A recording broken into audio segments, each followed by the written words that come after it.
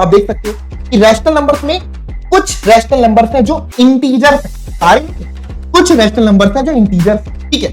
अब इन इंटीजर्स को भी अगर हम क्लासिफाई करें तो हम कह सकते हैं कि कुछ इंटीजर्स ऐसे हैं जो होल नंबर्स होते हैं, और इसी होल नंबर को अगर हम क्लासिफाई करें तो हम कह सकते हैं कि कुछ होल नंबर ऐसे हैं जो नेचुरल हैं। पहले हमने इसको 2 से डिवाइड किया तो हमारे पास 425 आ जाएगा। अगले स्टेप पे बच्चों जब हमने इसको 5 से डिवाइड किया तो हमारे पास में 85 आ गया। अगेन ये 5 से डिवाइड हो सकता है, तो फिर से हमने इसको डिवाइड किया तो हमारे पास में 17 आ गया, और फिर बच्चों हम 17 अपने आप में प्राइम नंबर है तो इसको हम 17 से डिवाइड करेंगे तो हमारे पास में 1 आएगा। यानी कि हम कह सकते हैं कि 850 का जो प्राइम फैक्टराइजेशन हुआ वो कितना हुआ बच्चों, 2 into 5 into 5 into 17, जिसको हम सिंपल टर्म्स में 2 into में 5 स्क्वायर into में 17 इस तरीके से लिख सकते हैं। आया समझ में? क्लियर? 5 प्लस रूट 9 रैशनल है इरेशनल है क्या होगा? 5 माइनस रूट 9 रैशनल है इरेशनल है क्या होगा? 5 प्लस में cube root of 2 rational irrational क्या होगा? 5 माइनस में cube root of 2 rational irrational क्या होगा? जल्दी से आंसर करिए। हमने क्या ले लिया बच्चों? 1 यूनिट का। अगेन पाइथागोरस थ्योरम से बच्चों यहां पर हमको ये जो लेंथ मिलती है √3 मिलती है, और फिर ये प्रोसेस जब हम बच्चों दोहराते जाते हैं तो वी कैन सी कि हमको इस तरीके से spiral. Hello everyone, welcome to India learnings. पढ़ेगा भारत तभी तो बढ़ेगा भारत। हम आज स्टार्ट करेंगे क्लास 10th का चैप्टर रियल नंबर्स, जो कि one of the most important chapters में से एक है। बोर्ड्स एग्जाम में इस चैप्टर का वेटेज 5 से 6 मार्क्स का होता है, लेकिन ये चैप्टर आपके कॉन्सेप्ट बिल्डिंग चैप्टर में से एक है। चलिए बच्चों, तो अगर हम रियल नंबर्स की क्लासिफिकेशन की बात करें तो रियल नंबर्स को हम 2 टाइप के नंबर्स में डिवाइड कर सकते हैं, जो कि होता है आपके पास रैशनल नंबर्स और इररेशनल नंबर्स। रैशनल नंबर्स वो नंबर्स होते हैं जिनको हम P अपॉन Q के टर्म्स में लिख पाते हैं, वो सारे रैशनल थे। लेकिन इन रैशनल नंबर्स का हम आगे फर्दर क्लासिफिकेशन कर सकते हैं बच्चों, जैसे कि रैशनल नंबर्स को हम इंटीजर में डिवाइड कर सकते हैं और दूसरा नॉन इंटीजर रैशनल नंबर्स में। यानी कि कुछ रैशनल नंबर ऐसे होंगे जो इंटीजर थे और कुछ रैशनल नंबर ऐसे हैं जो इंटीजर नहीं है, जिनको हम नॉन इंटीजर रैशनल नंबर्स बोलेंगे। फिर बच्चों इन्हीं इंटीजर्स को हम फर्दर क्लासिफाई कर सकते हैं होल नंबर, और उसके बाद आगे पर हम देख सकते हैं नेगेटिव इंटीजर्स। यानी कि कुछ इंटीजर्स ऐसे होते हैं जो होल नंबर्स हैं, जैसे कि 0 1 2 3 4 5 6, और कुछ ऐसे हैं जैसे कि -1 -2 -3, जिनको हम नेगेटिव इंटीजर्स बोलते हैं। तो ये आपके नेगेटिव इंटीजर्स हो गए, और होल नंबर्स को बच्चों हम फर्दर जीरो और नेचुरल नंबर्स में क्लासिफाई कर सकते हैं। वहीं बच्चों अगर हम नॉन इंटीजर रैशनल नंबर की बात करें तो उनका डेसिमल एक्सपेंशन के टर्म्स में हम उसको क्लासिफाई कर सकते हैं। जैसे कि अगर किसी रैशनल नंबर का decimal expansion non terminating but repeating decimal है, एक टाइप तो ये होता है, और दूसरा टाइप होता है जब बच्चों टर्मिनेटिंग डेसिमल, यानी कि डेसिमल एक्सपेंशन कुछ टर्म्स के बाद टर्मिनेट कर जाता है। फॉर एग्जांपल 1.25, ये क्या हुआ बच्चों? टर्मिनेटिंग डेसिमल है। और नॉन टर्मिनेटिंग लाइक 0.33333333 ये इनफाइनाइट टाइम्स रिपीट कर रहा है, तो ये non terminating but repeating decimal है, तो ये भी रैशनल नंबर का टाइप है बच्चों। तो ये क्लासिफिकेशन जो आप देख पा रहे हैं ये रैशनल नंबर का है। इरेशनल नंबर्स की बात करेंगे तो क्लास 10th स्टैंडर्ड तक हम इसकी फर्दर क्लासिफिकेशन को स्टडी नहीं करते, सिंपली इसको इरेशनल नंबर बोलेंगे। आगे पर जब आप ग्रेजुएशन करेंगे आफ्टर क्लास 12 तो आप इरेशनल नंबर्स को भी क्लासिफाई कर पाओगे ट्रांसीडेंटल नंबर्स और अलजेब्राइक इरेशनल नंबर्स में, तो वहां पर आप इसको और क्लासिफिकेशन फ्यूचर जरूर से पढ़ोगे। ठीक है बच्चों, तो बात करते हैं इन पर बेस्ड कुछ एग्जांपल्स की। तो एग्जांपल्स में अगर हम देखें बच्चों, rational number P upon Q के टाइप में होता है, जहां पर डिनोमिनेटर आपका नॉन जीरो होता है। ठीक है, उसके बाद इंटीजर्स जैसे कि 1 2 3 4 5 6 0 -1 -2 -3 -4 ये इंटीजर्स है। ठीक है बच्चों, और इस तरीके से आप यहां पर देख सकते हैं। Okay, non terminating but repeating decimal के एग्जांपल आप देख सकते हैं 0.33333, तो 1/3 non terminating but repeating decimal है, जिसको आपने क्लास 9th में स्टडी भी किया था।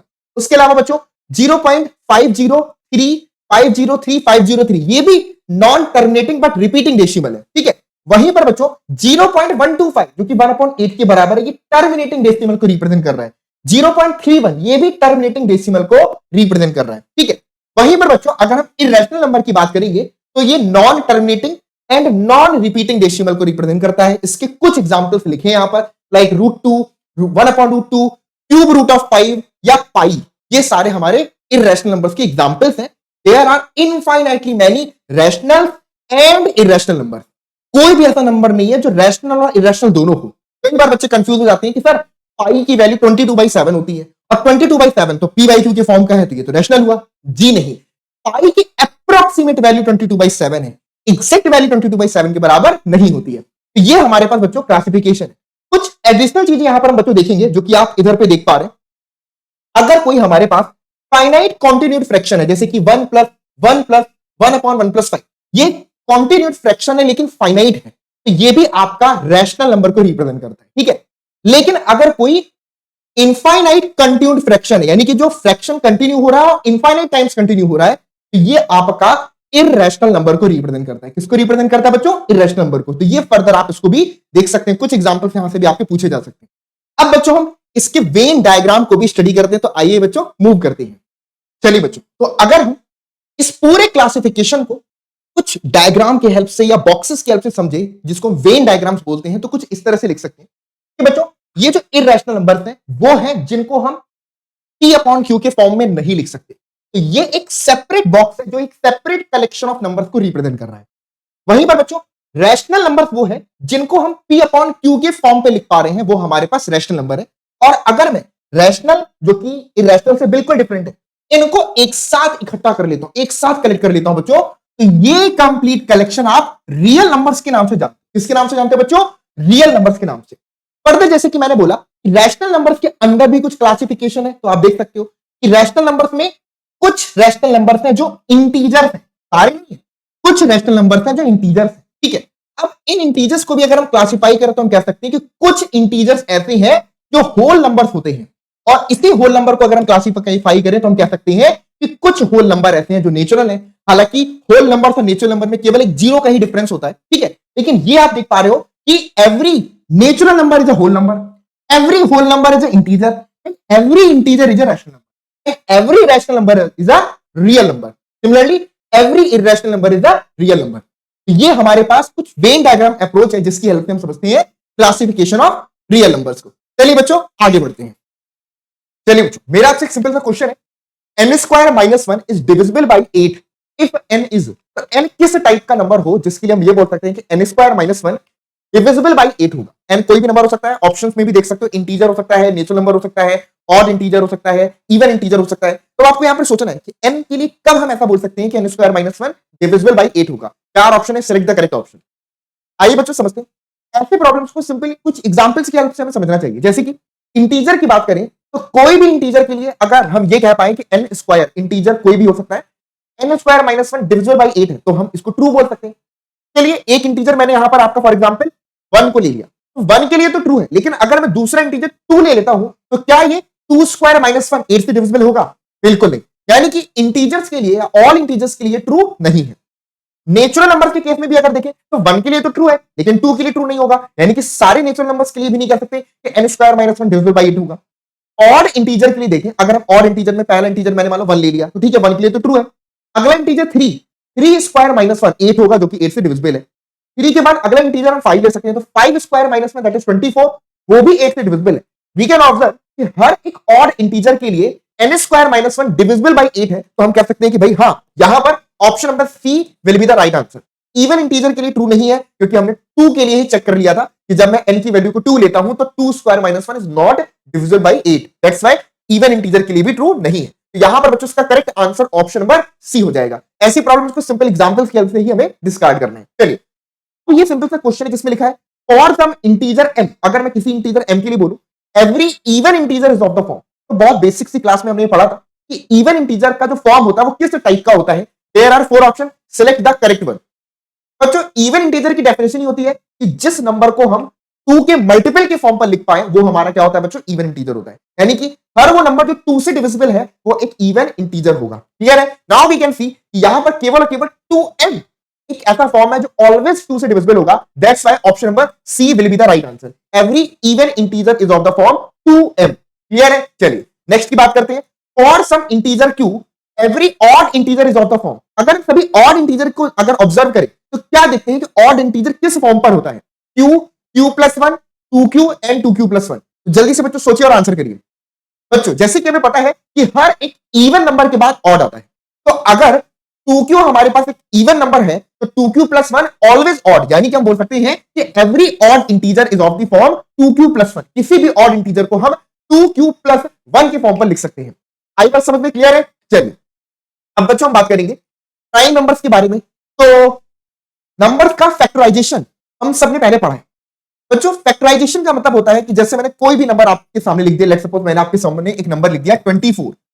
अब अगर मैं आपसे बोलूं what are the factors of 24, ठीक है बच्चों, फैक्टर्स ऑफ 24, तो 24 के फैक्टर्स हम कैसे नंबर्स को बोलेंगे? तो बच्चों जब भी हम फैक्टर्स की बात करते हैं तो हमेशा पॉजिटिव इंटीजर्स की बात करते हैं। किसकी बात करते हैं? पॉजिटिव इंटीजर्स की।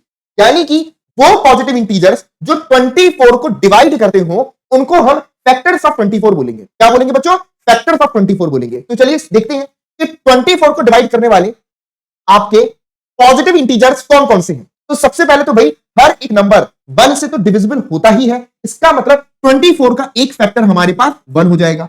सिंपल है। इसके अलावा 24 2 से डिविजिबल है तो दूसरा फैक्टर इसका 2 हो जाएगा। 3 से भी डिविजिबल है तो 3 इसका एक फैक्टर हो जाएगा। 4 से भी डिविजिबल है तो 4 इसका एक फैक्टर हो जाएगा। लेकिन 5 से डिविजिबल नहीं है, यानी कि 5 इसका फैक्टर नहीं होगा। 6 से हो जाएगा, 7 इसका फैक्टर नहीं होगा। 8 से डिवाइड हो जाएगा, उसके बाद बच्चों 12 से हो जाएगा और 24 से हो जाएगा। तो ये जो नंबर है वो पॉजिटिव इंटीजर जो गिवन नंबर को डिवाइड करते हैं उसको हम बच्चों उन नंबर का मतलब ये नंबर आपके फैक्टर्स कहलाते हैं। क्या कहलाते हैं बच्चों? इनको हम बोलते हैं फैक्टर्स। आई बात समझ में? क्लियर है बच्चों? ओके चलिए अब हम बात करेंगे what are the prime number. तो प्राइम नंबर कैसे नंबर को बोलते हैं? एक एग्जांपल लेता हूं। लेट्स सपोज बच्चों मैंने एक नंबर लिया 11। अब आप मुझे बताइए 11 के फैक्टर क्या होंगे? What are the factors of 11? 11 की फैक्टर आप अगर देखोगे तो सबसे पहले तो 1 तो होगा ही होगा, है ना। 1 के बाद अगला फैक्टर क्या मिल रहा है? 11 का अगला फैक्टर क्या मिल रहा है बच्चों? 11 इटसेल्फ, नन अदर देन। यानी कि हम केवल देख सकते हैं कि 11 के पास सिर्फ और सिर्फ एग्जैक्टली 2 फैक्टर्स हैं। कितने बच्चों? Exactly 2 factors. एग्जैक्टली 2 फैक्टर्स, ना ज्यादा ना कम। यहां पर ऐसा कोई भी पॉजिटिव इंटीजर जिसके पास एग्जैक्टली 2 फैक्टर्स हो, एक तो 1 और दूसरा वो नंबर खुद। ऐसे नंबर्स को बच्चों हम क्या बोलते हैं? ऐसे नंबर्स को हम बोलते हैं प्राइम नंबर्स। इनको हम क्या बोलते हैं बच्चों? प्राइम नंबर्स बोलते हैं। आई बात समझ में? इस टाइप के नंबर्स को हम प्राइम नंबर्स बोलते हैं। और कौन कौन से एग्जांपल्स हैं सोचिए। स्मॉलेस्ट प्राइम नंबर, जब भी हम प्राइम नंबर या कंपोजिट नंबर जो अभी हम देखेंगे इन सब की बात करते हैं तो याद रखिएगा हमेशा हम पॉजिटिव इंटीजर में ही देखते हैं। ठीक है बच्चों? चलिए स्मॉलेस्ट प्राइम नंबर आपके पास बच्चों 2 होता है। बहुत सारे बच्चे कंफ्यूजन में आंसर 1 भी लिख देते हैं। तो 1 is not the smallest prime. क्योंकि 1 इज नॉट प्राइम क्योंकि 1 के पास केवल और केवल एक ही फैक्टर है, वो है 1। तो हम प्राइम नंबर्स कैसे नंबर्स को बोल रहे हैं? ऐसे नंबर्स जिनके पास एग्जैक्टली 2 फैक्टर्स होते हैं, ना 2 से ज्यादा हो ना 2 से कम। ऐसे को हम क्या बोलते हैं? ऐसे पॉजिटिव इंटीजर्स को हम आपका प्राइम नंबर्स बोलते हैं। आई बात समझ में? तो भाई स्मॉलेस्ट प्राइम की अगर हम बात करेंगे तो स्मॉलेस्ट प्राइम क्या हो जाएगा बच्चों? यस, स्मॉलेस्ट प्राइम नंबर आपके पास 2 है। क्लियर है? 2 के बाद अगला प्राइम नंबर क्या होगा? 3। 3 के बाद अगला प्राइम क्या है? 5। 5 के बाद अगला प्राइम 7। 7 के बाद 11। 11 के बाद 13। 13 के बाद 17, फिर 19। तो ये सारे क्या है बच्चों? प्राइम नंबर्स हैं। और प्राइम नंबर्स भी आपके इनफाइनाइट होते हैं। There are infinitely many prime numbers. Clear है बच्चों? चलिए तो मैंने कुछ एग्जांपल्स आपके सामने लिए but there are infinitely many prime numbers. अब बात करते हैं बच्चों what are the composite numbers. ठीक है बच्चों, कंपोजिट नंबर किनको बोलते हैं? तो भाई जो नंबर जिस नंबर के पास मोर देन 2 फैक्टर्स उसको हम कंपोजिट नंबर बोलते हैं। जैसे कि एग्जांपल के तौर पर अगर मैंने एक 24 ही लिया था, जैसे कि फैक्टर्स ऑफ 24, तो 24 के पास कितने फैक्टर थे? 1 2 3 4 5 6 7 8। 24 के पास 8 फैक्टर्स हैं, इसलिए ये एक कंपोजिट नंबर है। जिस भी पॉजिटिव इंटीजर के पास मोर देन 2 फैक्टर्स होते हैं उसको हम क्या बोलते हैं? आपका कंपोजिट नंबर बोलते हैं। यानी कि जिसके पास मोर देन, समझिएगा मेन इंपॉर्टेंट टर्म क्या है बच्चों? More than 2 factors. More than 2 factors, तो ऐसे नंबर को हम आपका कंपोजिट नंबर बोलते हैं। आई बात समझ में? Is it clear? चलिए तो एग्जांपल्स के तौर पर जो स्मॉलेस्ट कंपोजिट नंबर होता है वो क्या होता है? जल्दी से बताइए। स्मॉलेस्ट कंपोजिट नंबर क्या होगा? Everyone what is the smallest composite number? मैं आपको 4 ऑप्शन देता हूं, जल्दी से बताओ। बिल्कुल सही बच्चों, स्मॉलेस्ट कंपोजिट नंबर आपके पास होता है 4। क्लियर है? 4 is the smallest composite number. 1 is not composite number. जैसे कि हमने देखा कि 1 प्राइम नंबर भी नहीं है, 1 कंपोजिट नंबर भी नहीं है, तो यहां पर आप हाईलाइट करके लिख सकते हो 1 is neither prime nor composite. 1 ना तो प्राइम नंबर है बच्चों और ना ही कंपोजिट नंबर है। आई बात समझ में? क्लियर है? चलिए और भी एग्जांपल्स अब बाकी आप देख सकते हैं, जैसे कि 4 हो गया, 6 हो गया, 8 हो गया, 9 हो गया, 10 हो गया, 12, 14, है ना। ये सारे के सारे नंबर्स क्या है बच्चों? हमारे पास आपके कंपोजिट नंबर्स है। क्लियर है? चलिए तो इन चीजों को दिमाग में रखना है क्योंकि ये बहुत ज्यादा यूज में आएंगे जब भी अभी हम जो भी एग्जांपल्स वगैरह देखेंगे वहां पर हम इनका बहुत ज्यादा यूज करते हैं। ठीक है? Is it clear? चलिए आगे बढ़ते हैं। अब जैसे कि क्वेश्चन है बच्चों मेरा आपसे कि 7 into 11 into 13 plus 13 is a composite number और प्राइम नंबर। तो आपके सामने दो ऑप्शन है, ये कंपोजिट है कि प्राइम है, वो आपको बताना है। चलिए बच्चों फटाफट से आंसर करिए। बच्चों समझते हैं कि कैसे इस प्रॉब्लम को डील करेंगे। It is very easy problem, क्योंकि यहां पर नंबर पूरा का पूरा ये लिखा है। अभी हमने इसको क्या लिखा, ऐसे मल्टीप्लाई करके लिख दिया है। हम चाहे तो मल्टीप्लाई करके ऐड करके इसको सिंपल बना सकते हैं, कर सकते हैं ना बच्चों। चलिए तो ये हमारे पास 7 इंटू 11 इंटू में 13 प्लस में 13 लिखा हुआ है ना। अभी इसको ऐसे मल्टीप्लाई करके लिख दिया। अगर मैं इसको सिंपल बनाऊंगा तो कुछ हम ऐसे लिख सकते हैं कि यहां पर और यहां पर ये दो अलग अलग टर्म्स है, इधर भी 13 है इधर भी 13 है। तो क्या मैं यहां से 13 को कॉमन फैक्टर ले सकता हूं इन दोनों से? बिल्कुल। तो यहां पे बचेगा सिर्फ 7 इंटू 11 और यहां पर बचेगा प्लस 1। तो क्या हो जाएगा बच्चों, दिस विल बिकम 13 इंटू में 7 इंटू 11 71 प्लस 1 दैट इज 78। अब आप मल्टीप्लाई कर लो या नहीं भी करो, आप क्लियरली देख पा रहे हो कि ये जो भी नंबर आएगा इसका एक फैक्टर 1 होगा, एक फैक्टर इसका 13 होगा, एक फैक्टर इसका 2 भी होगा, क्योंकि 78 है तो 78 इवन है तो 2 से भी डिविजिबल होगा। तो हो गए ना मोर देन 2 फैक्टर्स। तो अगर हमें ये दिख गया कि किसी नंबर के पास मोर देन 2 फैक्टर्स है तो डेफिनेटली वो कैसा नंबर है, कंपोजिट नंबर है। तो इसका मतलब हो गया, इसका आंसर क्या हो जाएगा बच्चों, कंपोजिट नंबर। क्या हो जाएगा बच्चों, composite number. Clear, this is the composite number. अगला आंसर करिए जल्दी से फटाफट से बच्चों। 7 into 6 into 5 into 4 into 3 into 2 into 1 plus 5 is a composite number और अ प्राइम नंबर। बिल्कुल प्रीवियस प्रॉब्लम के ही जैसा था। यहां पर क्या किया बच्चों, हम देख सकते हैं कि 7 into 6 into 5 into 4 into 3 into 2 into 1 plus 5। तो 5 यहां पर दोनों में एक कॉमन फैक्टर है तो 5 को तो कॉमन निकाल लिया। फिर अंदर पे 7 इंटू 6, फिर इंटू में 4, फिर इंटू में आपके पास 3 इंटू में 2 इंटू में 1 और प्लस में 1 हो जाएगा। ठीक है बच्चों। अब आप एक बात बताइए, ये जो भी नंबर हमको मिलेगा, कोई भी नंबर मिलेगा, 1 से डिविजिबल होगा? बिल्कुल होगा। 5 से डिविजिबल होगा? बिल्कुल होगा। और इस ब्रैकेट के अंदर जो भी हमें सिंपल करने पर नंबर मिलेगा उससे भी डिविजिबल होगा। एक तो 1 से हुआ, 5 से भी होगा, और इस ब्रैकेट को अंदर अगर मैं ओपन सिंपलीफाई कर लूं, ऐसे कैलकुलेट कर लूं, फिर 1 ऐड कर दूं, जो भी नंबर आएगा उससे भी तो डिविजिबल होगा, और तो जिससे भी डिविजिबल होगा। तो होनी कि इसके पास मोर देन 2 फैक्टर्स, 1 भी है 5 भी है, अंदर का नंबर भी पूरा का पूरा कैलकुलेट कर लो या पूरा मल्टीप्लाई कर लो, वो भी एक फैक्टर हुआ। तो मोर देन 2 फैक्टर्स हो गए, that's why we can say this is the composite number. तो इसका आंसर बच्चों option number A composite number होगा ना। कंपोजिट नंबर देखना है तो सिंपली ये देखो कि अगर 2 से ज्यादा फैक्टर्स है तो कंपोजिट है, एग्जैक्टली 2 फैक्टर्स है तो प्राइम है, और 2 से कम फैक्टर है तो वो ना तो प्राइम है ना ही कंपोजिट है। और एग्जांपल के तौर पर 1 is neither prime nor a composite number. 0 की बात नहीं करेंगे बच्चों। हम प्राइम नंबर्स, कंपोजिट नंबर, ये जो भी स्टडी कर रहे हैं, है ना, ये जो भी स्टडी बच्चों हम कर रहे हैं, ये सब हम किसके लिए कर रहे हैं, पॉजिटिव इंटीजर्स के लिए। और आपको बता दें कि भाई पॉजिटिव इंटीजर्स क्या होते हैं, 0 से बड़े इंटीजर पॉजिटिव इंटीजर आते हैं। 0 से बड़े, 0 ना तो निगेटिव इंटीजर है ना ही पॉजिटिव इंटीजर है। 0 पॉजिटिव निगेटिव दोनों की कैटेगरी से बाहर है। 0 न्यूट्रल है, ना तो पॉजिटिव ना तो निगेटिव। ठीक है बच्चों। तो पॉजिटिव इंटीजर के लिए बात कर रहे हैं। प्राइम नंबर की जो हम बच्चों बात कर रहे हैं किसके लिए बात कर रहे हैं, पॉजिटिव इंटीजर्स के लिए बात कर रहे हैं। ठीक है, तो ये सारी की सारी डेफिनेशंस वगैरह हम पॉजिटिव इंटीजर्स के लिए स्टडी करते हैं। आई बात समझ में क्लियर है? चलिए अब आगे बढ़ते हैं। नाउ बच्चों the most important theorem, this is the fundamental theorem of arithmetic. क्योंकि अभी हमने प्राइम नंबर, कंपोजिट नंबर के बारे में पढ़ लिया, अब बारी है फंडामेंटल थ्योरम ऑफ अरिथमेटिक की, जो कि कंपोजिट नंबर से कनेक्टेड है। लिखा है बच्चों, एवरी कंपोजिट नंबर, एवरी मतलब किसी भी कंपोजिट नंबर की हम बात कर सकते हैं, every composite number can be factorized as a product of prime.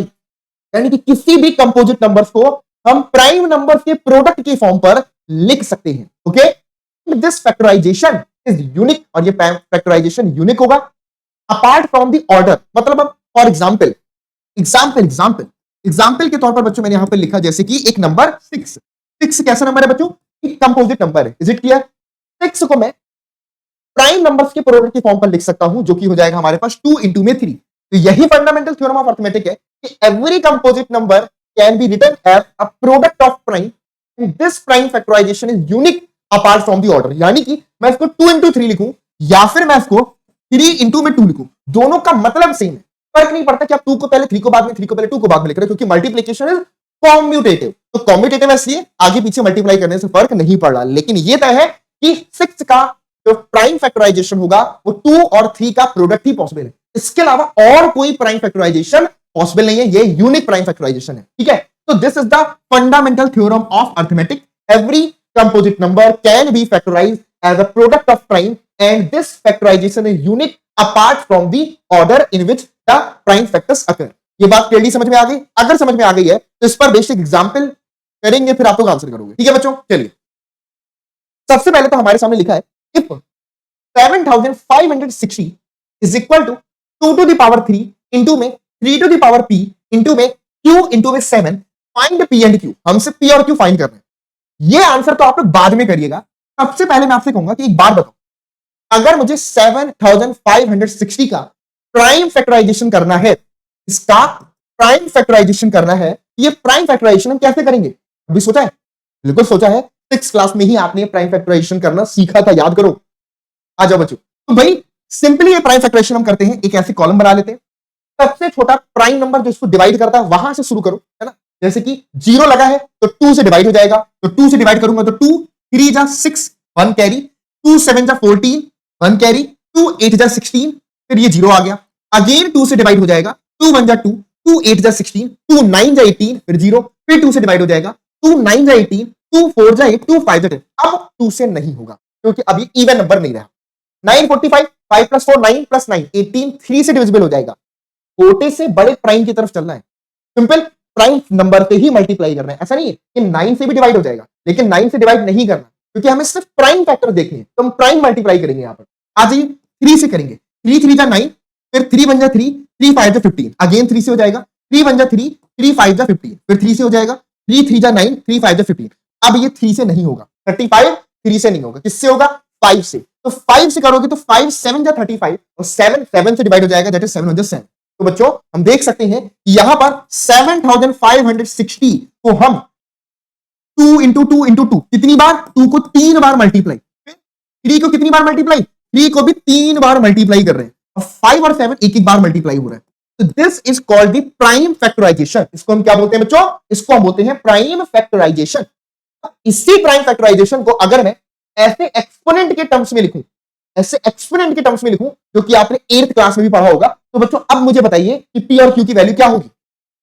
बिल्कुल सही बच्चों, यहां पर 2 into 2 into 2 that is 2 to the power 3, 3 into 3 into 3 that is 3 to the power 3, into में 5 इंटू में 7। अब आप इसका और इसका आपस में कंपैरिजन कर लो, तो कंपैरिजन से देख सकते हैं 2 की पावर 3 2 की पावर 3 ओके है, 3 की पावर p है, 3 की पावर 3 है। यहां पर p की वैल्यू जो होगी बच्चों वो कितनी हो गई? हमारे पास 3 हो गई। यहां पर q है, यहां पर 5 है, 7 और 7 एज इट इज। यहां पर q की वैल्यू बच्चों कितनी हो गई? 7। तो p equal to 3 and q equal to 7 will be the right answer. Note कर लीजिए, नेक्स्ट प्रॉब्लम की तरफ मूव करेंगे। चलिए बच्चों, तो अब हम बात करेंगे मल्टीपल्स के बारे में। तो क्या होता है मल्टीपल्स? आपने पढ़ा भी होगा, एक बार रिकॉल कर लेते हैं। अगर सपोज करिए मैंने एक नंबर लिख दिया यहां पर 2, अब 2 के मल्टीपल्स हम किन नंबर को बोलेंगे? ऐसे नंबर्स को बोलेंगे जिनको 2 डिवाइड करता हो। तो सारे नंबर्स 2 के मल्टीपल्स हैं, जैसे कि 2 खुद को डिवाइड करेगा, बिल्कुल, तो 2 का एक मल्टीपल तो हमारे पास क्या हो जाएगा बच्चों? 2 हो जाएगा। ठीक है, यहां पर मैं मल्टीपल्स लिख रहा हूं 2 के। 2 4 को डिवाइड करता है, तो भाई 4 एक मल्टीपल हो गया। 6 भी 2 से डिविजिबल है, तो 6 भी इसका एक मल्टीपल हो गया। 8 भी 2 से डिविजिबल है, तो 8 भी इसका मल्टीपल हो गया।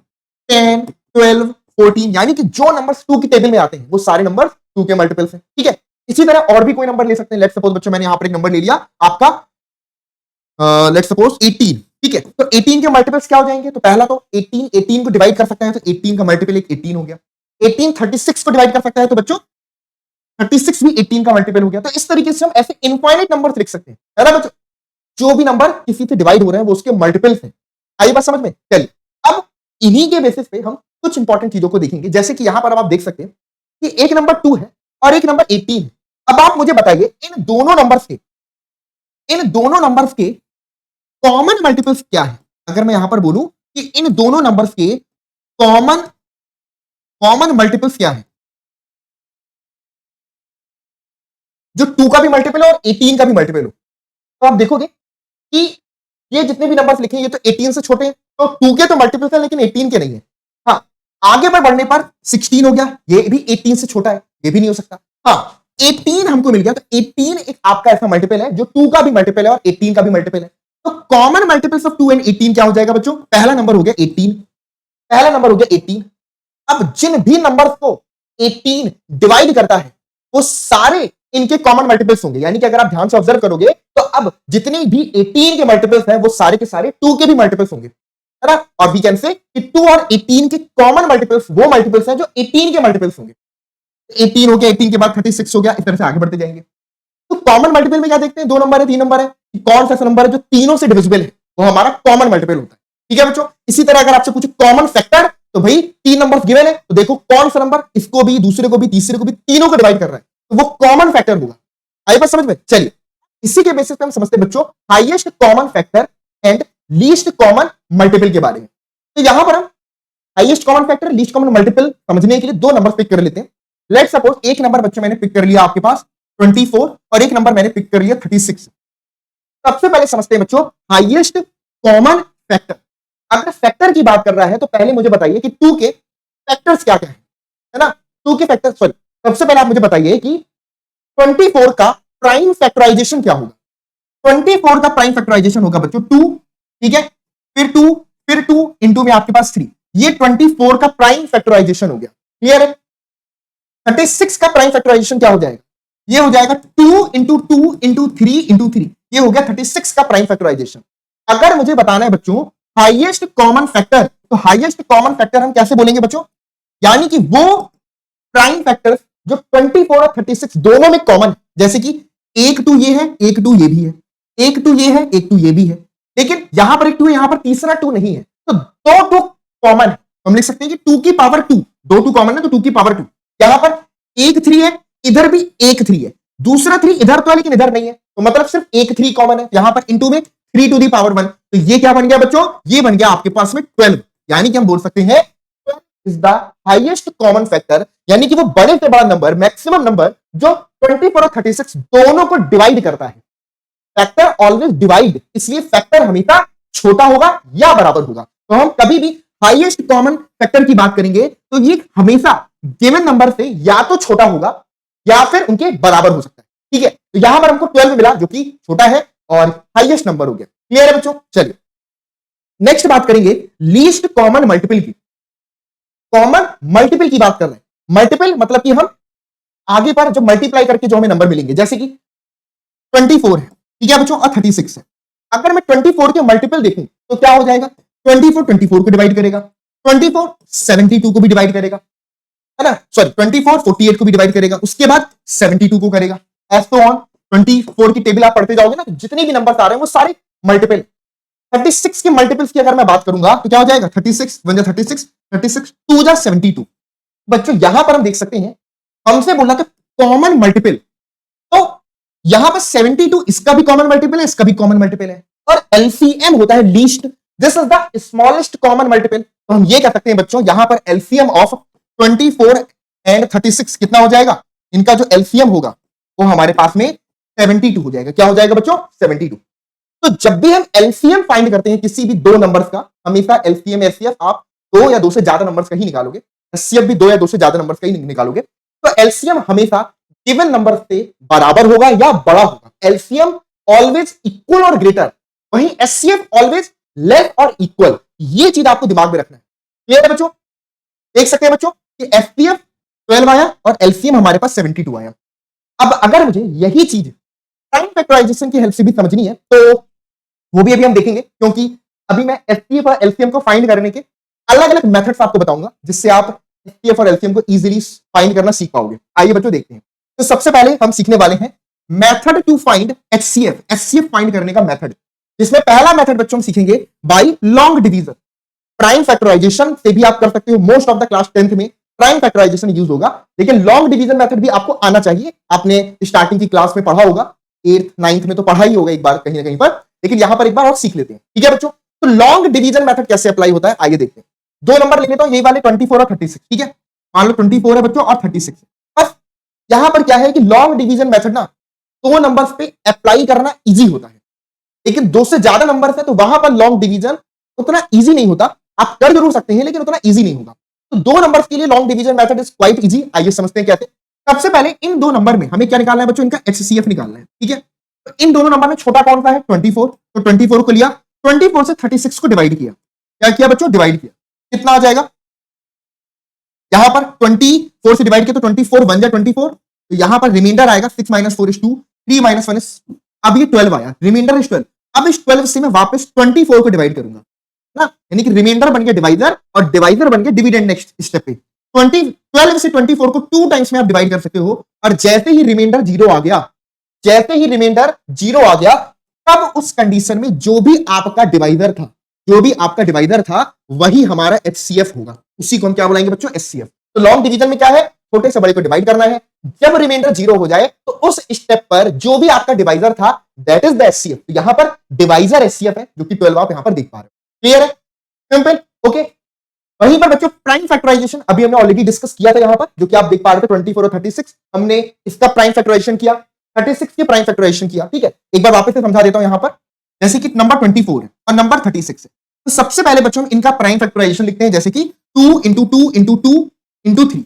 अब इसको ना एक्सपोनेंट के टर्म्स में लिखो। कैसे? एक्सपोनेंट के टर्म्स में। जैसे कि 2 इंटू 2 इंटू 2 है, तो इसको मैं लिख सकता हूं 2 की पावर 3 इंटू में 3 की पावर 1 लिख दो, 3 लिख दो, एक ही बात।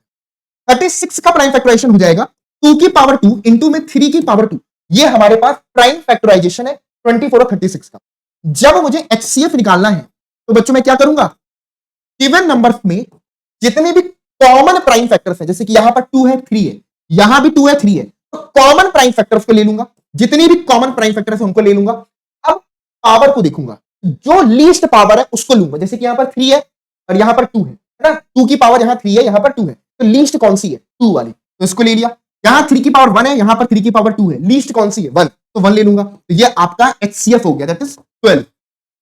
आई बात समझ में? तो ऐसे हम बच्चों प्राइम फैक्टराइजेशन की हेल्प से HCF फाइंड करते हैं। Is it clear? ओके, चलिए चलिए। तो एलसीएम बच्चों क्या हो जाएगा अगर मुझे प्राइम फैक्टराइजेशन से लिखना है, लाइक 24 और 36 का? तो प्राइम फैक्टराइजेशन से एलसीएम निकालने के लिए पहले तो आपने 24 लिखना है, उसके बाद 24 लिखना है और 36 लिखना है। 24 के प्राइम फैक्टराइजेशन क्या है? 2 की पावर 3 इंटू में 3 की पावर 1। 36 का प्राइम फैक्टराइजेशन क्या है बच्चों? 2 की पावर 2 इंटू में 3 की पावर 2। ये क्या है बच्चों? ये हमारे पास 24 और 36 का प्राइम फैक्टराइजेशन है। नाउ जब मुझे एलसीएम निकालना है 24 का और 36 का, तो यहां पर ध्यान से सुनना, हम क्या करते हैं प्राइम फैक्टराइजेशन में 2 3 2 3 जितने भी प्राइम फैक्टर्स हैं, not only common, each and every prime, सारे के सारे प्राइम लेना है। जैसे कि यहां पर 2 3 है, तो 2 को भी लिया, 3 को लिया, ऑलरेडी 2 को ले लिया, 3 को ले लिया, तो यही हो गया। ठीक है बच्चों, ईच प्राइम फैक्टर और उनकी हाईएस्ट पावर। यहां पर पावर 1 है, 2 है, तो पावर यहां पर हाईएस्ट 2 हो जाएगी। यहां 3 है, यहां 2 है, तो यहां पर 3 हो जाएगा। तो दिस विल बिकम 8 इंटू में आपके पास 9, that is equal to 72। Clear है बच्चों? ध्यान से अगर ऑब्जर्व करेंगे, जब HCF लेता हूं तो कॉमन प्राइम फैक्टर्स की लीस्ट पावर लेता हूं, और जब एलसीएम कैलकुलेट करता हूं तो ईच प्राइम फैक्टर्स की हाईएस्ट पावर लेता हूं, है ना? हर एक प्राइम फैक्टर्स की हाईएस्ट पावर। ये चीज आपको दिमाग में रखनी है, ठीक है? और इसको डायरेक्ट लिखने का भी एक तरीका है कि भाई आपने पहले लिखा 24 और फिर लिखा 36। अब आप इसको डायरेक्ट कैसे लिख सकते हो? सबसे छोटा प्राइम नंबर जो दोनों को डिवाइड कर रहा है, या कोई भी एक ले लो, 2 ले लिया, 12 हो गया। यहां पर कितना हो गया बच्चों? 18 हो गया। अभी भी 2 से कर सकते हो, 2 6 12, 2 9 18।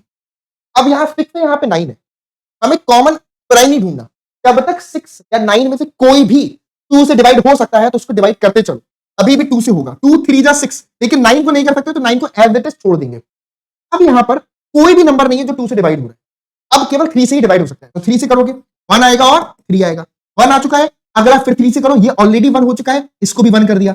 जैसे ही सारे 1 आ जाते हैं नीचे पर, तो ये हमारे पास क्या हो गया बच्चों? प्राइम फैक्टर, मतलब ये एलसीएम आ जाएगा। इसको मल्टीप्लाई करोगे, 2 2 जा 4, 2 जा 8, 3 जा 24, 24 3 जा 72। ये मल्टीप्लीकेशन आपका 72 आ रहा है। तो ये भी एक तरीका है बच्चों एलसीएम को कैलकुलेट करने का। मैं एक तरीके से आपको रिकॉल करवा रहा हूं आपकी प्रीवियस क्लास की स्टडीज, जो आप लोग ऑलरेडी पहले के स्कूल्स की क्लासेस में पढ़ते हुए आ रहे हो। ठीक है बच्चों, चलिए इसको नोट कर लीजिए। चलिए, तो भाई ये चीज जरूर से आप लोग कॉपी पे नोट कर लेना। Note that HCF is equal to product of the smallest power of each common prime factors in number. ठीक है, product of the smallest power of each common prime factor, smallest power of each common prime factor. LCM is product of the greatest power of each prime. यहां पे common नहीं use करें, यहां पे each prime बोल रहा हूं, each prime factor। ठीक है बच्चों, ये ध्यान रखोगे तो कभी भी प्राइम फैक्टराइजेशन में LCM HCF में गलती नहीं करोगे। चलिए बच्चों, तो क्वेश्चन आपकी स्क्रीन पर ये रहा, जिसमें लिखा है 2 positive integers P and Q can be expressed as P is equal to A into B square and Q equal to A to the power 3 into B, where A and B being prime numbers। तो हमें बताना है बच्चों LCM of P and Q, कि P और Q का LCM क्या होगा। तो यहां पर 4 ऑप्शन है, सिलेक्ट द करेक्ट वन। आइए बच्चों देखते हैं। जैसे कि हमने बोला जब भी हम एलसीएम लेते हैं तो हम जितने भी प्राइम, कॉमन प्राइम नहीं, ईच प्राइम, सारे प्राइम नंबर्स को लेते हैं और उन सारे प्राइम नंबर्स की ग्रेटेस्ट पावर को लेते हैं। जैसे यहां पर ए की पावर हम 3 को लेंगे और बी की पावर यहां पर हम 2 को लेंगे। ए की पावर 3, बी की पावर 2, ये आपके पास एलसीएम हो जाएगा। ओके, तो इसका correct answer option number C होगा। क्लियर है बच्चों? नेक्स्ट क्वेश्चन देखते हैं। यहां पर आपसे बोल रहा है the largest number which divides 70 and 125 leaving remainder 5 and 8 respectively. तो अब हमें वो लार्जेस्ट नंबर बताना है जो 70 और 125 दोनों को डिवाइड करता हो, लेकिन रिमाइंडर जो है वो 5 और 8 है। तो बताइए बच्चों वो लार्जेस्ट नंबर क्या हो? बच्चों ऐसे प्रॉब्लम्स को सॉल्व करते वक्त जब हमको रिमाइंडर गिवन है तो हम रिमाइंडर को रिस्पेक्टिव नंबर से सब्ट्रैक्ट कर देते हैं। यानी कि पहले तो हम 70 से 5 को माइनस कर देंगे और 125 से 8 को माइनस कर देंगे। तो यहां से 70 माइनस 5 हो जाएगा 65 और 125 माइनस में 8 हो जाएगा 117। अब आप इसका एचसीएफ निकाल सकते हो बच्चों। तो इनका जो एचसीएफ आएगा 65 और 117 का वो कितना आएगा? 13। तो this is the answer, option number A will be the right answer. Clear बच्चों? अब एक क्वेश्चन है बच्चों, यहां पर हमें आंसर करना है कि if two positive integer a and b are written as a equal to x to the power 3, y to the power 2 and b is equal to x into में y to the power 3, where x and y are prime numbers, then HCF of a, b। तो हमें a और b का बच्चों HCF find करना है। There are 4 option A, B, C and D, select the correct one. तो बच्चों बहुत ही इजी है। यहां पर इस टाइप के क्वेश्चन तो आपको एक जरूर से देखने को मिलता है मल्टीपल चॉइस में। यहां पर मेंशन है कि ए एंड बी जो है बच्चों वो हमारे पास क्या लिखे हैं? दो इंटीजर है, कंपोजिट इंटीजर है, ठीक है, जिनका प्राइम फैक्टराइजेशन x की पावर 3, y की पावर 2 और x इंटू वाई की पावर 3, यानी कि x और y यहां पर आपके प्राइम नंबर्स को रिप्रेजेंट कर रहे हैं। तो बच्चों HCF की जब हम बात करते हैं तो क्या करते हैं? कॉमन प्राइम, तो दोनों में x है, दोनों में y है, तो यहां पर x और y दोनों ही कॉमन है। अब लीस्ट पावर देखेंगे तो यहां पर 3 है, यहां पर 1 है, तो ये 1 ले लेंगे। यहां पर 2 है, यहां पर 3 है, तो यहां पर 2 ले लेंगे। यानी कि हमारे पास HCF बराबर कितना हो जाएगा बच्चों? x इंटू में y to the power 2, that is option number B इसका राइट आंसर बनेगा। क्लियर है? चलिए अगली प्रॉब्लम को देखते हैं। यहां पर बच्चों में फाइंड करना है LCM and HCF of 404 and 96। अब आप कहोगे सर हमने एचसीएफ एलसीएम की तो बहुत सारी प्रॉब्लम्स को सॉल्व कर लिया है, फिर हम इसको क्यों डिस्कस कर रहे हैं? तो इसको डिस्कस करने का एक रीजन है, ठीक है, उसको एक बार आप समझ लोगे तो आपको आगे पर और बेटर और अच्छे तरीके से आप प्रॉब्लम्स को सॉल्व कर पाओगे। तो बच्चों सबसे पहले तो आप सॉल्व करिए, इसका एचसीएफ भी निकालिए और एलसीएम भी निकालिए। चलिए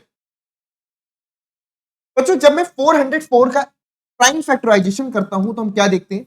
2 से डिवाइड करेंगे तो हो जाएगा 202, फिर 2 से डिवाइड करेंगे तो हो जाएगा 101 और 101 ये प्राइम नंबर है तो इसका प्राइम फैक्टराइजेशन 101 ही होगा।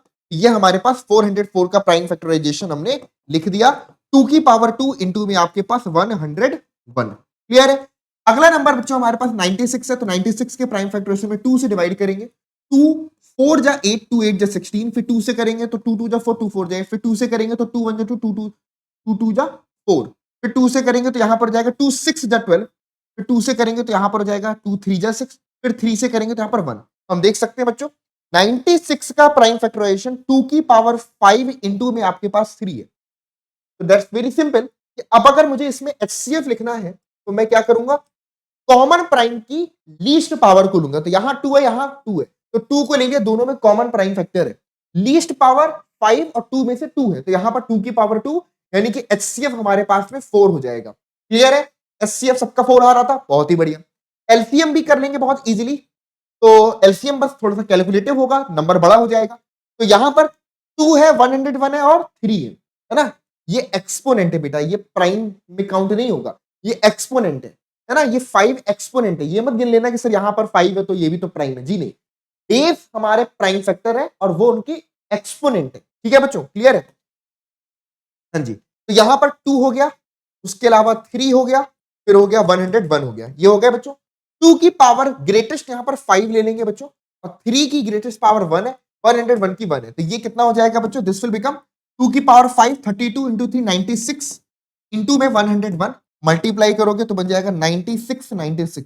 ये हमारे पास एलसीएम आ जाएगा। क्या आ जाएगा बच्चों? एलसीएम आ जाएगा। Is it clear? कोई दिक्कत? चलिए अब जरा बच्चों नेक्स्ट में यहां पर लिखा है एचसीएफ और एलसीएम का प्रोडक्ट कितना आएगा।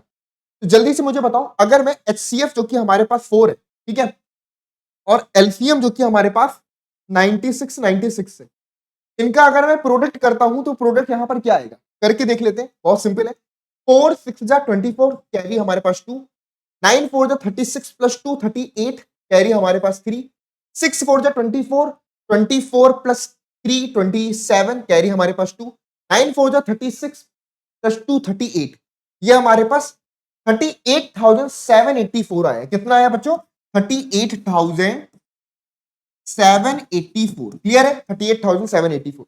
सर इसमें तो कोई बड़ी बात थी नहीं, फिर ये क्यों डिस्कस हुआ, HCF और LCM का हमने मल्टीप्लीकेशन क्यों किया। अब आपसे मैं कहूंगा बच्चों 404 और 96 का मल्टीप्लीकेशन करो। तो बच्चों जब आप 404 का मल्टीप्लीकेशन 96 से करोगे तो आइए देखते हैं क्या आएगा। 6 4 जा 24, 6 से मल्टीप्लाई 6 4 जा 24, इंटू में 9 4 जा 36, 9 4 जा 36, ये बन गया 4, 6 प्लस 2 8, 4 प्लस 3 7, 6 प्लस 2 8, 38784। यानी कि हम देख सकते हैं कि जो गिवन नंबर्स है जिनका हमने HCF और LCM निकाला है, तो क्या हो रहा है बच्चों, उन नंबर्स का जो प्रोडक्ट है वो किसके बराबर है, HCF और LCM के प्रोडक्ट के बराबर है। HCF और LCM के प्रोडक्ट के बराबर है, ये यहां पर इंपॉर्टेंट है। ठीक है बच्चों, कि दो नंबर्स अगर हैं, सिर्फ दो नंबर्स के लिए ट्रू है। हम ऐसा नहीं कह सकते कि हमारे पास 3 नंबर है तो हम 3 नंबर का LCM और HCF निकालें, तीनों नंबर का प्रोडक्ट, ऐसा नहीं होगा। ठीक है बच्चों, अगर हमारे पास कोई दो नंबर है तो हम कह सकते हैं कि, नोट कर लीजिएगा, ठीक है, LCM of two numbers A, B into में HCF of two numbers A, B, यानी कि दो नंबर का LCM और HCF का जो प्रोडक्ट होता है वो नंबर्स के प्रोडक्ट के बराबर होता है ना, उन नंबर्स के प्रोडक्ट के बराबर होता है। ये बहुत इंपॉर्टेंट है और इस पर बेस्ड क्वेश्चन आपके पूछे ही जाते हैं। ठीक है बच्चों, LCM of two numbers into में HCF of two numbers is equal to product of that two numbers. Is it clear बच्चों, क्लियर है, ओके। ये सिर्फ दो नंबर्स के लिए ट्रू है, दो से ज्यादा नंबर्स के लिए ट्रू नहीं होगा, है ना। आई बात समझ में, क्लियर है, ओके। नाउ अब बच्चों एक और इंपॉर्टेंट चीज अगर आप ध्यान से देखो कि जो HCF होता है वो हमेशा LCM को डिवाइड करता है ना। जो HCF होता है, HCF ऑलवेज डिवाइड्स LCM। तो अगर हमको ऐसा कुछ लिखा है कि दो नंबर्स है जिसका HCF मान लो 18 गिवन है और जिसका LCM मान लो 35 गिवन है, तो क्या ऐसे कोई भी पेयर ऑफ नंबर पॉसिबल है जिनका HCF 18 हो और LCM 35 हो? Is there any possibility, any number whose HCF equal to 18 and LCM equal to 35? जल्दी से आंसर करिए। बिल्कुल नहीं बच्चों, क्योंकि 18 35 को डिवाइड नहीं कर रहा है ना। हम बोल सकते हैं कि 18 डज नॉट डिवाइड 35, इसलिए ऐसे कोई दो नंबर एग्जिस्ट नहीं कर सकते जिनका HCF 18 हो और उन्हीं दो नंबर्स का LCM 35 हो। ये नेसेसिटी है बच्चों कि HCF जो होता है वो हमेशा LCM को डिवाइड करता है, और अगर ऐसा नहीं हो रहा है तो वो सही नहीं है, मतलब आपका गलत लिखा हुआ है आंसर, या आपसे क्वेश्चन में ट्रू और फॉल्स के फॉर्म पर वो स्टेटमेंट आपका फॉल्स है। क्लियर है, आई बात समझ में बच्चों? चलिए नेक्स्ट पर बात करते हैं। अब ये क्वेश्चन तो भाई बहुत पॉपुलर क्वेश्चंस में से एक है, और हाल फिलहाल में मैं क्लास 6 के बच्चों को पढ़ा रहा था, तो क्लास 6 में भी एक चैप्टर है जिसका नाम है प्राइम टाइम। ठीक है, उस क्लास 6 के चैप्टर के अंदर मैंने इस क्वेश्चन को पढ़ा, यानी कि 6 स्टैंडर्ड में भी इस क्वेश्चन को बच्चों के सिलेबस में रखा गया है, वहां पर ये सेम टू सेम क्वेश्चन पूछा जा रहा है। तो चलिए बच्चों, आपको आंसर करना है the least number that is divisible by all the numbers from 1 to 10, 1 से लेकर के 10 तक के सभी नंबर से डिविजिबल लीस्ट नंबर हमें बताना है। ठीक है बच्चों, there are 4 option A, B, C and D, select the correct one. चलिए बच्चों, अब इसको सॉल्व करने के हमारे पास क्या क्या तरीके हैं, देखिए 1 से लेकर के 10 तक के नंबर्स की हम बात कर रहे हैं। ठीक है, तो सबसे पहले अगर हम प्राइम फैक्टराइजेशन अप्लाई करें तो देखो 1 तो हमें पता है कि भाई 1 का फैक्टर केवल एक ही होता है, वो है 1। 2 की बात करेंगे तो 2 का फैक्टर हमारे पास 2 ही होगा बच्चों। 3 प्राइम है तो 3 का प्राइम फैक्टर हमारे पास 3, अगर हम प्राइम फैक्टराइजेशन की बात करें तो 1 तो 1 है, लेकिन प्राइम फैक्टर तो नहीं होगा। 2 का प्राइम फैक्टर ओनली 2, 3 का प्राइम फैक्टर इज ओनली 3, 4 का प्राइम फैक्टराइजेशन 2 की पावर 2 लिख सकते हैं। अब यहां से गेम समझिएगा, 5 इज अ प्राइम नंबर तो उसका प्राइम फैक्टराइजेशन 5 ही होगा। 6 का प्राइम फैक्टराइजेशन 2 इंटू में 3 होगा। 7 इज अ प्राइम नंबर तो उसका प्राइम फैक्टर 7 ही होगा। 8 का प्राइम फैक्टराइजेशन 2 की पावर 3 हो जाएगा। 9 का प्राइम फैक्टराइजेशन 3 की पावर 2 हो जाएगा और 10 का प्राइम फैक्टराइजेशन 2 इंटू में आपका 5 होगा। हमें क्या बताना है बच्चों? Least number that is divisible, जो डिविजिबल हो, यानी कि हम वो नंबर ढूंढ रहे हैं जो 1 से लेके 10 तक के नंबर से डिविजिबल हो, लीस्ट। याद करिए एलसीएम क्या होता है बच्चों?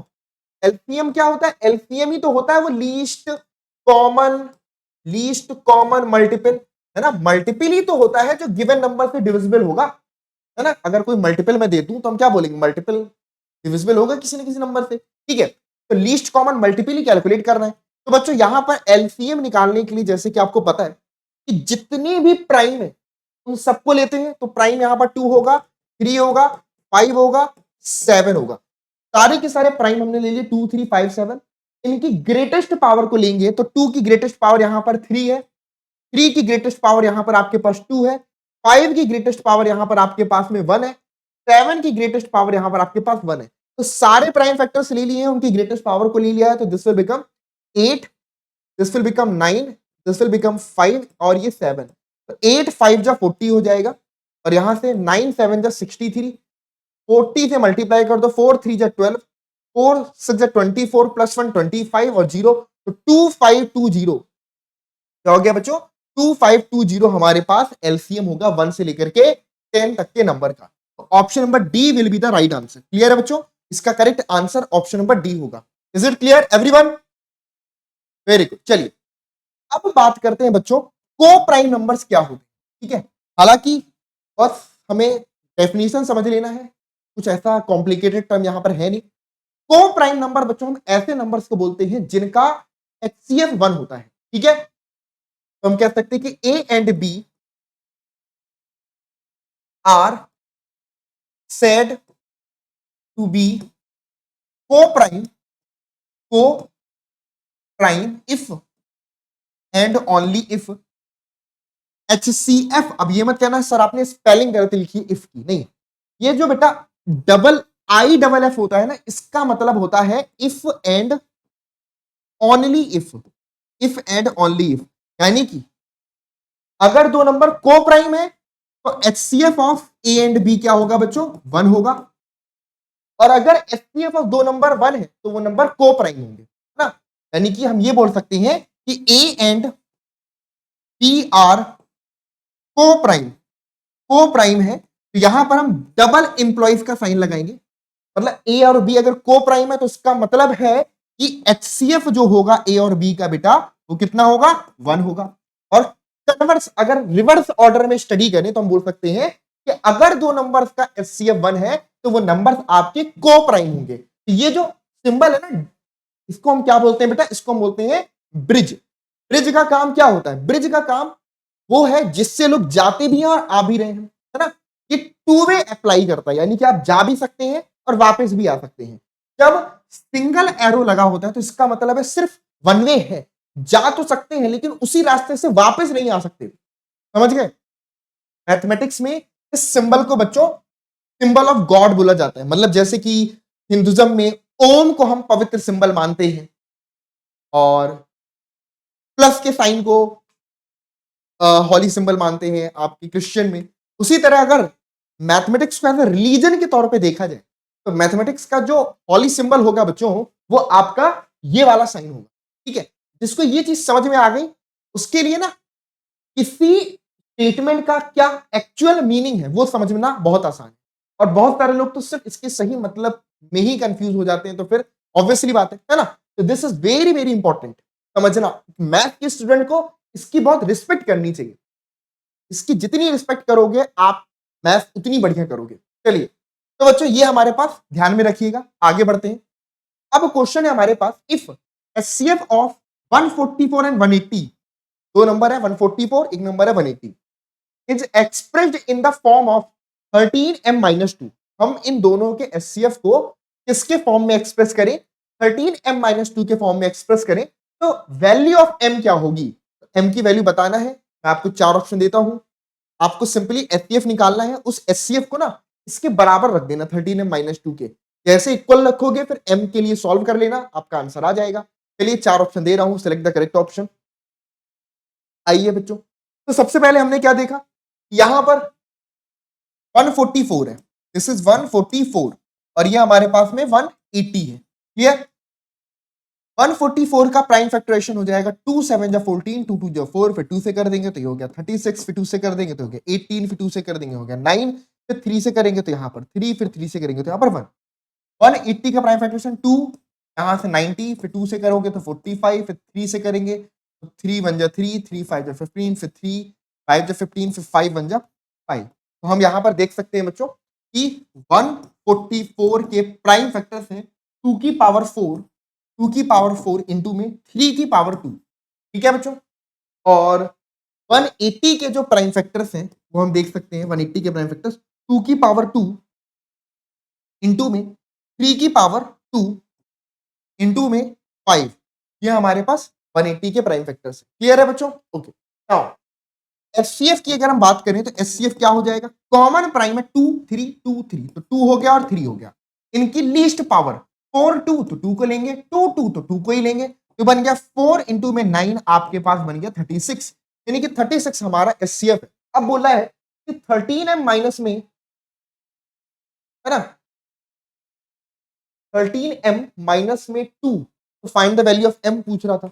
ये हो जाएगा 4 इंटू 9 36, इसको बराबर रख देंगे तो 13m माइनस 2 बराबर में आपके पास 36। यहां से 13m की वैल्यू हो जाएगी 36 प्लस 2 38 हो जाएगी बच्चों, और m की वैल्यू हमारे पास 38 अपॉन में 13, है ना।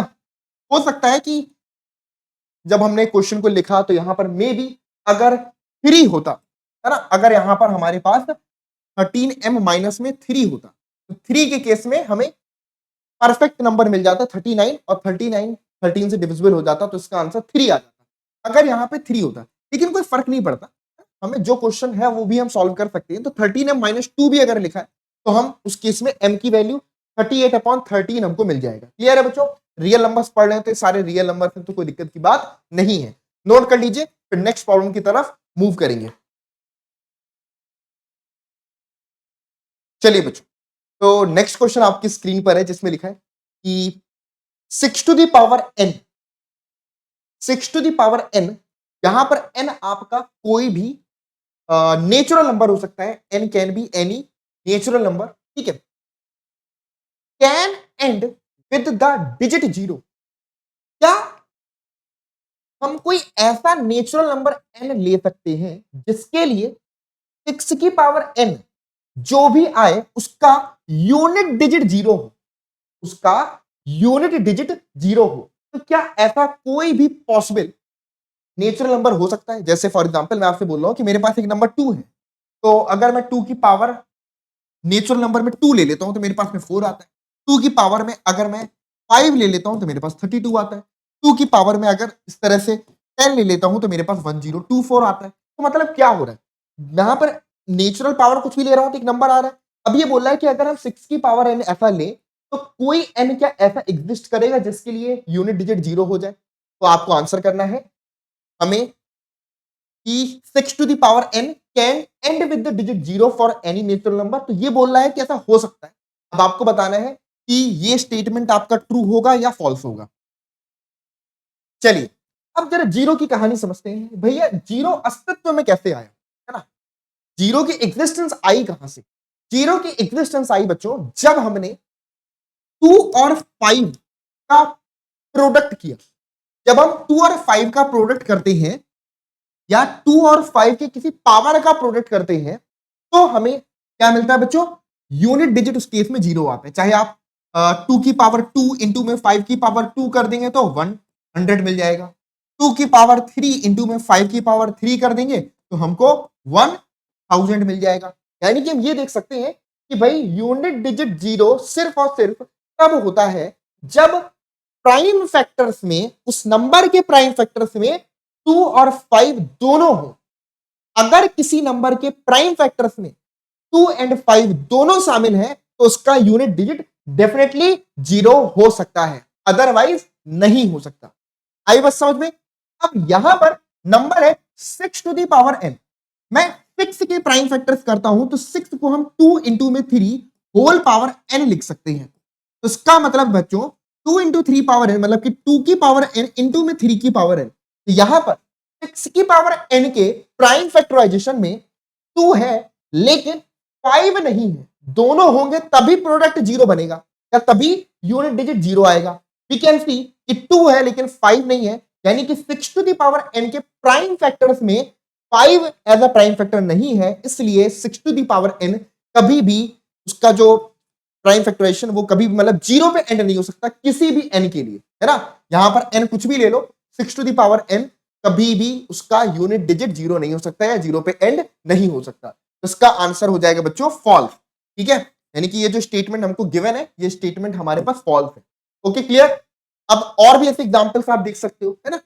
5 की पावर n भी अगर मैं ले लूं, है ना, एग्जांपल के तौर पे आपसे ये बोलूं कि मैं 5 की पावर n भी अगर ले लूं तो आपको लगेगा सर 5 की पावर n हो तो सकता है कभी 0? नहीं हो सकता, क्योंकि 5 की पावर n में केवल 5 ही प्राइम फैक्टर है, 2 इसका प्राइम फैक्टर नहीं है। इस वजह से हम ये नहीं कह सकते कि भाई 5 टू द पावर n का जो यूनिट डिजिट होगा वो 0 हो पाएगा किसी भी n के लिए, तो ये भी ट्रू नहीं है। तो बस इतना देखना होता है कि जो भी नंबर है ना, उसमें जो बेस है, ये जो बेस है इसके प्राइम फैक्टर की 2 और 5 दोनों हो। अगर इसके प्राइम फैक्टर में 2 और 5 दोनों होगा तब उसका जो किसी पावर n के लिए डेफिनेटली वो 0 पर एंड जरूर होगा। आई बात समझ में क्लियर है? ओके, नेक्स्ट पर आते हैं बच्चों। अगला क्वेश्चन हमारे पास में है जिसमें लिखा हुआ है कि there are 2 tanker contains 850 litres and 680 litres of petrol. तो टैंकर से बच्चों, एक टैंकर है जिसमें 850 लीटर ऑफ पेट्रोल है और दूसरा टैंकर है बच्चों जिसमें 680 लीटर ऑफ पेट्रोल है। ठीक है बच्चों, okay. Find the maximum capacity of a container. हमें फाइंड करना है बच्चों एक ऐसा बड़े से बड़ा कंटेनर, बड़े से बड़ी कैपेसिटी वाला कंटेनर, है ना। याद रखिएगा, find the maximum capacity of a container, एक ऐसा कंटेनर जिसकी कैपेसिटी ऐसी हो कि वो which can measure the petrol of either tank in exact number of times. अब इसको समझ लो जरूर से, क्या मतलब होता है कि भाई हमें एक मैक्सिमम कैपेसिटी का कंटेनर चाहिए जो 850 और 680 लीटर के पेट्रोल को दोनों को मीजर कर पाए। सिंपल सी बात है, अगर मैं आपसे बोलूं कि मेरे पास में एक 1 लीटर का मग है, मान लो, ठीक है, क्या है बच्चों, कोई मग मुझे दिखा नहीं, मैं ढूंढ रहा तो शायद कोई मग दिख जाए। मान लो मेरे पास 1 लीटर का मग है, तो 1 लीटर के मग से मैं 850 लीटर के पूरे टैंक को कितनी बार में मीजर कर सकता हूं? 850 टाइम्स में। अगर मेरे पास 2 लीटर का मग हुआ तो मैं 2 लीटर के मग से इस कंटेनर को कितने टाइम्स में मीजर कर सकता हूं? 850 अपॉन 2 कर देना, उतने टाइम्स में। यानी कि हमें एक ऐसा कंटेनर चाहिए जो इसको और इसको दोनों को डिवाइड करता हूं, दोनों को डिवाइड करता हूं। यानी कि हमें एक हाईएस्ट कॉमन फैक्टर की रिक्वायरमेंट है which can divide 850 and 680 both, दोनों को डिवाइड कर सके, ऐसा फैक्टर हमें चाहिए। ठीक है बच्चों, तो अब इसके लिए हम क्या करेंगे, है ना, दोनों का प्राइम फैक्टराइजेशन करेंगे। चलिए बच्चों, तो 850 का प्राइम फैक्टराइजेशन मैंने ऑलरेडी स्टार्टिंग में ही करवाया था, आपको याद होगा पहला क्वेश्चन था कि 2 से डिवाइड करोगे तो 2 4 जा 8, फिर 2 2 जा 4, 2 5 जा 10, फिर 5 से कर देंगे तो 5 8 जा 40, 5 5 जा 25, फिर 5 से कर देंगे तो 5 1 जा 5 17, 17 1 जा 17। ये हमारे पास फैक्टर है, यानी कि 2 लीटर के कंटेनर से 850 लीटर को मीजर कर सकता हूं, 5 लीटर के कंटेनर से भी मीजर कर सकता हूं, 5 5 जो 25 लीटर के कंटेनर से भी मीजर कर सकता हूं, 17 लीटर के कंटेनर से भी मीजर कर सकता हूं। ये सारे हैं, ठीक है, 850 के फैक्टर। 680 को अगर हम देखेंगे तो हो जाएगा 2 3 जा 6, 2 4 जा 8 0, है ना। फिर 2 से करेंगे 2 1 जा 2 7 जा 170, फिर 2 से करेंगे तो 2 8 जा 16, 2 5 जा 10, फिर 5 से करेंगे तो यहाँ पर 17, फिर यहाँ पर 17 से करेंगे तो 1। तो नाउ वी कैन सी कि 850 का जो प्राइम फैक्टराइजेशन है वो 2 इंटू में 5 की पावर 2 इंटू में 17 है, वहीं पर है ना। ठीक है, ठीक है, ठीक है। और जो 680 का प्राइम फैक्टराइजेशन है वो हम देख सकते हैं कि 2 की पावर 3 है, इंटू में 5 है और इंटू में 17 है। अब आप मुझे बताइए इन दोनों का एचसीएफ कितना होगा। इन दोनों नंबर का अगर मैं एचसीएफ कैलकुलेट करूं तो what will be the HCF of these two number. We can clearly see बच्चों कि यहां पर कॉमन फैक्टर 2 भी है, कॉमन फैक्टर 5 भी है और कॉमन फैक्टर 17 भी है, लेकिन लीस्ट पावर हमारे पास 1 है। 5 की लीस्ट पावर 1 है, 17 की लीस्ट पावर 1 है, तो दिस विल बिकम 170। यानी कि जो हाईएस्ट कॉमन फैक्टर है 850 और 680 लीटर का वो 170 के बराबर है। इसका मतलब है कि if I have 170 litre container तो उसकी हेल्प से मैं 850 लीटर वाले टैंक को भी मेजर कर सकता हूं और 680 लीटर वाले टैंक को भी एग्जैक्ट नंबर ऑफ टाइम्स में मेजर कर सकता हूं, है ना। तो जब भी ऐसा कोई क्वेश्चन हो जिसमें हमें फैक्टर ढूंढना है मैक्सिमम, तो हम उस केस में एचसीएफ ही निकालते हैं। ठीक है बच्चों। और ऐसा कोई क्वेश्चन है जिसमें हमें लग रहा है कि हमारा आंसर डेफिनेटली बड़ा आएगा या फिर कोई हमें कॉमन मल्टीपल ढूंढना है, तो उस केस में हम बच्चों एलसीएम निकालते हैं। तो हमें यहां पर दोनों को मीजर करने वाला, दोनों को क्या मीजर करता है, फैक्टर मीजर करता है ना बच्चों। किसी भी चीज को मीजर हम उसके फैक्टर से करते हैं, है ना। ऐसा तो है नहीं आपके घर में 4 लीटर दूध आता है तो जो मिल्क मैन है वो क्या करेगा, 1-1 लीटर वाले कंटेनर से 4 बार आपको दे देगा। तो वो मीजर किससे कर रहा है, छोटे कंटेनर से। ऐसा थोड़ी है कि सीधे 4 लीटर से ही मीजर करके आपको दे रहे, छोटे फैक्टर से मीजर कर रहा है। उसी तरह 850 और 680 को मीजर करना है तो एक छोटा कंटेनर हो जो दोनों को मीजर कर पाए, तो एग्जैक्ट नंबर ऑफ टाइम्स में वो मीजर कर सकता है। That's 170 will be the right answer. आया समझ में, नोट कर लीजिए। चलिए बच्चों अब इस प्रॉब्लम को जरा देखते हैं जहां पर लिखा है on a morning walk 3 person steps off together and their step measurement is 40 centimetre, 42 centimetre, 45 centimetre. 3 person है, एक पर्सन मान लो ए है, एक बी है और एक सी है।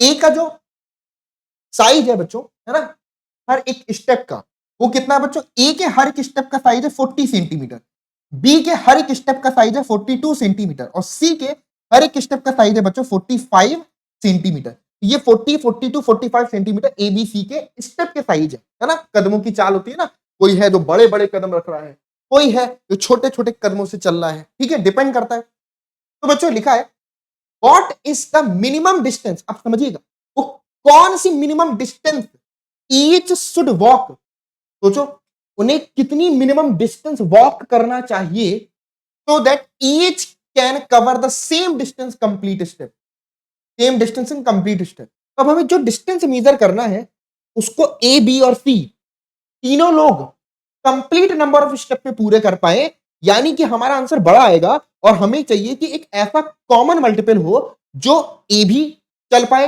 बी भी चल पाए और सी भी चल पाए, वो कॉमन मल्टीपल, यानी कि we have to find the LCM. ठीक है बच्चों, तो यहां पर हम 40 के प्राइम फैक्टराइजेशन करेंगे तो कितना हो जाएगा, 2 इंटू 2 इंटू 2 इंटू 2 और इंटू में आपके पास 5। 42 का प्राइम फैक्टराइजेशन कितना होगा, 2 से करोगे, फिर 2 से, फिर 3 से करोगे और 7 से करोगे। उसके बाद 45 के प्राइम फैक्टर में 3 इंटू 3 इंटू में 5। ये हमारे पास बच्चों क्या हो गया, 40, 42 और 45 का एलसीएम हो गया, सॉरी प्राइम फैक्टराइजेशन हो गया। अब अगर मैं इसका एलसीएम कैलकुलेट करूंगा तो वी कैन सी कि 2 लेंगे, 3 लेंगे, 5 लेंगे और 7 लेंगे। इनकी हाईएस्ट पावर यहां पर लिख सकते हैं 2 की पावर 3 इंटू में 5, यहां पर 2 इंटू 3 इंटू 7 सारे सिंगल पावर वाले ही हैं, यहां पर 3 की पावर 2 इंटू में 5, ये हम देख सकते हैं बच्चों 5 है ये, सॉरी। हाँ, तो क्या हो जाएगा, 2 की पावर 3 लेंगे, 3 की पावर 2 लेंगे, 5 की पावर 1 लेंगे और 7 1, तो ये हो जाएगा 8, फिर यहां पर 9, फिर यहां पर 5 और यहां पर 7। कितना हो जाएगा, 8 5 जब 40 और इंटू में 9 7 जब 63, यही बन रहा है बच्चों 8 45, ठीक है, 9 7 जब 63, तो दिस विल बिकम 4 3 जब 12, ओके, और 6 4 जो 24 प्लस 1 25, 2520 सेंटीमीटर, है ना। इतने सेंटीमीटर, कितना बच्चों 2520 सेंटीमीटर, इतने सेंटीमीटर अगर वो ट्रेवल करेंगे तो वो equal number of sorry complete step में इस डिस्टेंस को पूरा कर सकते हैं। तो इसका आंसर हो जाएगा बच्चों 2520 सेंटीमीटर। क्लियर है? नोट कर लीजिए।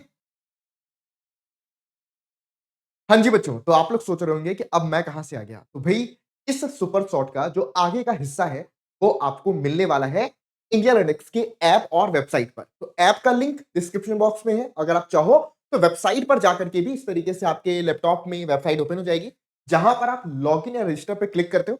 सबसे पहले स्टेप में गो टू डैशबोर्ड होता है, उस पर क्लिक करोगे तो लॉग इन एंड रजिस्टर आ जाएगा। इस पे जैसे आप क्लिक करते हो तो आपसे मोबाइल नंबर मांगेगा, उस पर मोबाइल नंबर डालना है, ओटीपी आपसे पूछेगा, ओटीपी शेयर करना है और आपके पास इस तरीके से एक पेज यहां पर ओपन हो जाएगा, जहां पर आप देख सकते हैं कि सारे कोर्सेज वगैरह दिख रहे हैं। पहले ही बता देता हूं कि किसी भी तरीके का आपको फीस पे नहीं करना है। ये इंडिया लिनक्स ने आपके लिए क्लास 10th एग्जाम को माइंड में रखते हुए क्रैश कोर्स को पूरी तरीके से फ्री कर दिया है। तो यहां पर बोल्ड बूस्टर कोर्स ये जो आप देख पा रहे हैं, मैंने क्योंकि ऑलरेडी इनरोल कर दिया है तो यहां पर सीधे आप उस पर क्लिक करोगे, आपको वहां पर इनरोल करना पड़ेगा, तो उस पर क्लिक कर सकते हैं।